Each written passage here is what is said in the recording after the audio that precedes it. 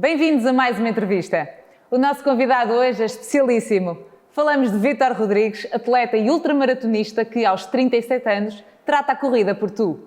Habituado às provas mais exigentes do mundo, já participou na PT Maratona, demorando cerca de 39 horas a percorrer 281 km, ou mesmo na Badwater, considerada a corrida mais difícil do mundo, demorando cerca de 36 horas para a finalizar.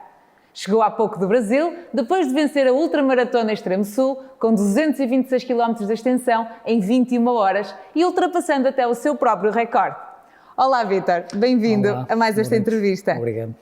Sei que quando chegaste do Brasil, estavas um bocadinho receoso e disseste à comunicação social que não tinhas ainda palavras para descrever aquilo que sentias.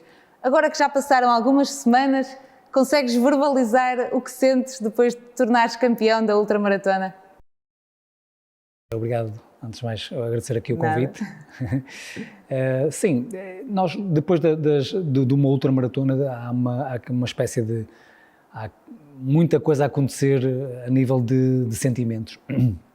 A começar logo por todo o processo que aconteceu até à prova, depois a prova em si, que nos faz de alguma forma pensar em muita coisa, não é? Eu diria aqui uma lista infindável de coisas que ocorrem na nossa cabeça, mas depois no final existe também sempre uma avaliação daquilo que correu bem, o que correu menos bem, para posteriormente tentar evoluir de certa maneira, mas há sempre lições boas que nós retiramos.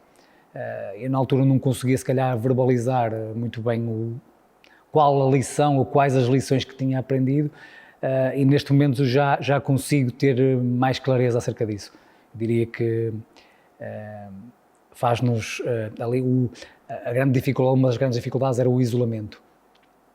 E eu acho que em determinadas alturas esse isolamento faz bem. Não sempre, como é óbvio, mas esse isolamento faz bem porque faz-nos perceber aquilo que realmente importa, aquilo que realmente é prioritário e aquilo que devemos amar e que devemos estimar ao longo da nossa vida. Então, quando chegaste cá, já tinhas bem a noção do que realmente te é verdadeiramente importante. É um momento esclarecedor a fazer esta prova. Sem dúvida alguma. Nós passamos por muitos momentos de introspeção numa prova destas. Esta em específico porque estamos a falar da maior praia do mundo, são 226 km numa extensão de areia. Só se vê, digamos, a linha do horizonte, tanto para trás como para a frente. Isolamento total, não existe rede, não existe nada. É areia, nós e o mar. Tendo em conta que estamos a falar de uma prova no outro continente, como é que se prepara um atleta aqui em Portugal, sabendo que vai encontrar esse tipo de adversidades no Brasil? Assim, nós tentamos, uma das coisas que os ultramaratonistas, eu também, sim, como é óbvio, tentamos reproduzir sempre, ou tentamos aproximar sempre aquilo que vamos encontrar na prova. Faz parte desse processo que nós temos de fazer, não é? Ou pelo menos para reduzir as hipóteses de não ser bem sucedido numa prova. E então eu sabia de antemão que a prova ia ter ventos contra, e as temperaturas, como é óbvio, o tipo neste caso de terreno, não é? De piso, e umidade. Então é tentar procurar umidade. Obviamente que há alturas em que não é possível, mas eu pelo menos tento aproximar sempre. Mas foste correr à praia? Forma. Por exemplo, correr na praia, cheguei a correr na praia, tive a oportunidade de correr na praia, não é? Às vezes não é fácil. É uma aproximação. Já é uma aproximação. Mas as temperaturas, por exemplo, são incomparáveis. Exatamente. É? Se bem que no extremo sul do Brasil as temperaturas são bastante semelhantes às que se fazem sentir aqui. Eu já fiz uma prova em 2019 no Brasil, Minas Gerais, em que saí daqui precisamente em janeiro, que é pico do inverno, e lá é pico do verão, ou seja, eu cheguei lá e encontrei então temperaturas que nada têm a ver. O que é que eu fiz na altura? Bicicleta, banhos turcos, ia com a bicicleta para dentro de uma sauna, tentava por ali simular o ambiente. Simular um ambiente mais quente para tentar de alguma forma habituar o corpo. E funcionou. Sim, tenho tido essa sorte. Não é uma sorte, é foco. Sim. Falaste há bocadinho na questão do isolamento. Eu transponho para mim e penso o que é que eu pensaria durante 226 km. O que é que tu pensas nesse período? É aí que a resiliência, a força mental entram em ação? Sim, nós pensamos, como eu referi há pouco, nós pensamos em... Temos tempo para isso também, não é? Claro. Mas sim, nós pensamos em muita coisa, desde momentos de infância, questões que ficaram para resolver ou não, pronto, muita coisa acontece na nossa mente. E eu diria que a parte onde eu continuo a achar que, e cada vez tenho mais estou convencido disso, que onde realmente tenho alguma vantagem competitiva relativamente a outros atletas, é na parte mental.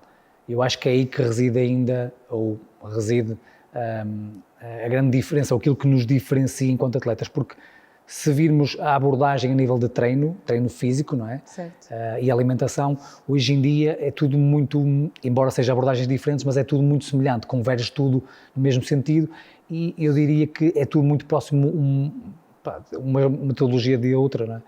E então a parte mental, que eu diria que é negligenciada muito, essa é a parte que no ultramaratonismo faz, eu diria, toda a diferença. Então a tua força interminável vem da mente. Sim, eu referi isso numa publicação que fiz na rede social, que é um autor que diz isso, que é precisamente isso, que é a parte física, por mais força que a gente tenha, acaba por ser, é finita, enquanto que a parte mental já não é bem assim. Eu acho que a parte mental é uma força interminável, é uma força, exatamente, é isso, sem dúvida. E tu tiveste uma recepção espantosa aqui, sim, em Guimarães. O que é que te diz esse apoio das pessoas que gostam de ti? Muita coisa. Primeiro, acho que é isso, é o culminar de um processo, ou seja, de alguma forma é eu sentir que aquelas pessoas, não é que eu duvidasse, claro, mas sempre estiveram comigo, em todo momento, desde o processo, desde o início, exatamente. E a outra grande questão é que, de facto, as pessoas querem saber das modalidades, as pessoas querem saber, não é só de futebol, também querem saber do atletismo, também querem saber não só de Vítor Rodrigues, mas de outras modalidades. Tu sentes que o atletismo começa a ter mais força cá? Eu acredito que nós reparamos num fenómeno que é, se retrocedermos aqui no tempo, à altura de Carlos Lopes, Rosas Motas, entre outros atletas, as pessoas, acho que havia uma paixão muito grande no atletismo, eu estou a falar no atletismo em específico, mas havia uma paixão muito grande.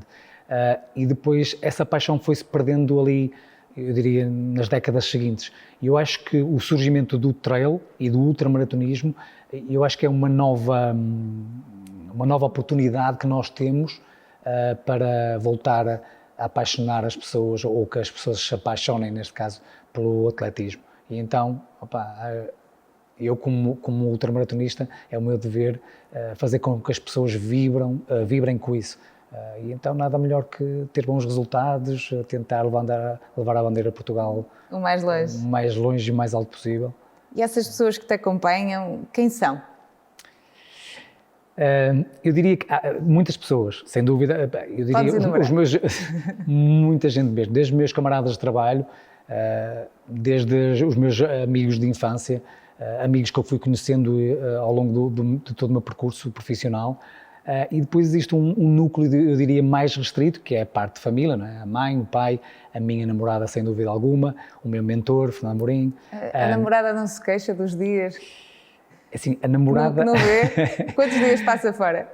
Muitos. É preciso gostar muito. Não tem noção, exatamente. E eu acho que esse é um dos sacrifícios que temos que fazer. Caso contrário, não existem resultados, nós não podemos querer uma coisa no ultramaratonismo, ou pelo menos neste patamar, não podemos querer a coisa a meio termo. Ou queremos ou não queremos. Não existe cinzento. Tem que haver foco, não é? E para isso, claro que há um preço a pagar. E esse preço é não estar com a família, em momentos de lazer, é sair do casamento da irmã, ir correr, depois voltar para o casamento da irmã. A sério? Sim. Pronto, entre outras coisas. Acabas por ter uns episódios engraçados. Sim, então, sem dúvida também, alguma. No momento, eu diria que a minha namorada ou a minha família não acha muita piada, mas começam a perceber que isto é uma paixão, que isto faz parte de um processo. E então, quando as coisas correm da melhor forma. Eu acho que toda a gente sai vitorioso e todas essas pessoas que fizeram parte desse processo e que me ajudaram, porque sem a ajuda dessas pessoas é impossível, não é? Sem o apoio dessas pessoas é impossível, porque a mente não está lá, pode estar lá o treino físico, mas a mente já não está. Eu diria que toda a gente celebra e toda a gente festeja, porque de certa forma também tiveram ali em prova comigo. Também um bocadinho como deles, não é? Que foi isso que eu senti quando cheguei a Guimarães. Que isso foi tão bom. Em termos de entidades, quem é que te acompanha? Neste momento eu estou com o Vitória Sport Clube, enquanto clube. A Câmara Municipal de Guimarães também já houve aqui uma outra questão pontual que esteve comigo. Mais recentemente houve aqui o voto de louvor depois do... Já foi bem merecida e reconhecida. Pronto, tenho depois os meus patrocínios a nível individual, particular, sim. Que é a suplementação, depois a parte... Tu tens uma dieta daquelas rígidas. É assim... Em Guimarães. Como é que se consegue? Sim, consegue sempre. Eu diria que eu não faço sempre uma dieta ou não tenho uma dieta rígida. O pessoal deve imaginar, o Vítor deve só... Não. Só proteína? Não. Há momentos em que eu tenho mais liberdade em comer o que quer que seja, iguarias, o mais variado possível. Não é fácil lembrar aqui e sujeitar-me. Sou sincero, a nível de álcool, muito pouco mesmo, e só mesmo a nível social. Okay. Não que há fase em que se calhar me era permitido cometer alguns excessos, mas por opção própria decidi não ir por aí. A nível de comida, é como eu digo, há momentos em que, como agora, por exemplo, que já estou a preparar o próximo desafio, na quarta semana de 20, já começa a haver algum tipo de restrição. Quando digo restrição, é assim, eu posso comer muitas coisas, mas há outras que são a evitar. Sabes que vais pagar, não é? Sim, e depois há uma fase em que o cerco aperta mesmo muito e aí tem que se ter cuidado porque Tolerância zero? Tem que ser, faz parte do processo. Tu, paralelamente, és militar da GNR. Sim. Há 13 anos e eu tenho aqui que tu estás em São Turcato. Sim. Como é que se concilia uma atividade já de si exigente com a de atleta? Não é fácil. Muitas vezes, ou grande parte dos dias, eu tenho que ser um malabarista do tempo, claro. Como todos nós. Muitas vezes, antes de ir trabalhar, vou treinar. Muitas vezes, à hora do almoço, vou treinar, quando é possível. Muitas vezes no final do dia vou treinar e às vezes vou antes e depois do trabalho. Nos dias de folga às vezes passo os dias a correr. Este fim de semana, no domingo, tenho um tridiário. Coisas assim do género. Então É difícil, é muito difícil, mas é possível. E é aí que eu tenho que me focar, no ser possível. E fazes a diferença. Para já acreditas sim, e faz a diferença, faz não é? Isso é muito bom. Consegues descrever-nos, por exemplo, um dia teu? Um dia em que tenhas que ir trabalhar, tenhas que ir treinar. Como é que tu fazes? Acordas 5 da manhã? Às vezes 6 da manhã. 5 da manhã, 6, sim. E vais correr? Vezes, sim, vou correr, depois venho, tomo ou o pequeno almoço, eu às vezes divido, digamos assim, o pequeno almoço, como alguma coisa não muito para não estar estômago vazio. Claro. Depois depende, há malta que se dá melhor de determinada forma, outros não. E sou capaz de ir treinar, depois venho do treino, tomo um duche, o reforço do pequeno almoço, depois vou trabalhar. Depois ao meio-dia, imaginemos que é um dia que eu até tenho o bidiário, se há possibilidade de, na hora do almoço e treinar, vou fazer esse treino, ou não, então se vi que é muito apertado, deixo para o final do dia, faço o bidiário, depois de sair, e pronto, depois vou para casa. E ninguém te vê? Mais ou menos, há alturas que não, há alturas que os amigos claro, queixam, claro. Não apareces. Tu disseste há pouco que já estavas a preparar o teu novo desafio. Podes nos desvendar alguma coisa? Pelo menos em quanto tempo? Não, eu preferia para já não dizer uma questão estratégica, até porque, eu não sei se há algum Pode haver alguém que se inspire, sim, também é bom. Sim, também é bom. Não, mas eu prefiro por norma anunciar, digamos, pouco tempo antes de fazer a prova. Mas estás sempre a pensar no próximo nível, não é? Sim. Faz parte da tua forma de estar. Acho que funciona como uma espécie de farol. Nós quando, no meu caso, se eu não tiver um objetivo, pode ser a médio prazo, não tem que ser a curto prazo, mas a médio prazo, ou pelo menos uma linha orientadora, parece que estamos a treinar um bocado à deriva. Ou seja, havendo ali um objetivo, é uma espécie de farol. É algo de, daqui a X meses eu tenho que estar ali. e vou estar ali. E vai estar. E vou estar. E não E quero essa é a estar em grande mais lado diferença. nenhum no mundo que não ali. Tu disseste há pouco, e brincamos aqui, que poderíamos até inspirar outros. Que conselho é que tu poderias dar a quem nos está a ver e que dizia assim, eu gostava também de fazer história numa área que lhes fosse próxima, Sim. mas o que é que tu dirias? O que é que a pessoa tem que fazer? Do que é que tem que talvez abdicar e no que é que tem que investir? É assim, não é uma questão fácil. Eu podia estar aqui a dizer, ei, nunca desistam dos vossos sonhos, nunca desistam de vocês, pronto. Isso é quase uma espécie de cassete repetitiva e começa a ficar desgastado. Claro. Eu acredito sempre na legitimidade. Nós temos que ter, quando temos alguma ambição, temos que ter legitimidade. E eu acredito que, através de uma capacitação, através do trabalho, através do empenho, do foco, nós conseguimos, de alguma forma, essa legitimidade. E essa legitimidade que nos permite dizer assim, não, eu vou estar ali. Caso contrário, em vez de ser um objetivo real, passa a ser fanfarronice, porque a pessoa não está a fazer, de facto, o caminho que deve fazer naquele sentido. Para isso é preciso abdicar de muitas coisas. É o preço a pagar, é o que eu costumo dizer, é o preço a pagar. Nós é que temos que fazer esse exercício e pensar se de facto vale a pena ou não. Se vale a pena, se é algo que nós queremos muito, aí é dar tudo o que temos todos os dias, sem exceção. Tu falas que há um preço a pagar, mas depois no somatório parece que o que tens de retorno é muitíssimo superior. É sempre assim. Por norma, as pessoas só veem o culminar de um processo e é normal que muitas vezes nós olhamos para, sei lá, para outros atletas, para outros artistas, seja em que área for, ou para outros empresários, e dizem assim, este homem ou esta mulher parece que teve tudo simples, foi tudo dado, foi tudo... E as coisas não são bem assim. Parece fácil. Há parte do backstage, não é? Dos bastidores, que por norma só o tal núcleo próximo é que assiste e tem uma noção mais pormenorizada do que implica, não é? Alguém chegar àquele patamar. É como eu digo, assim, não é fácil, não.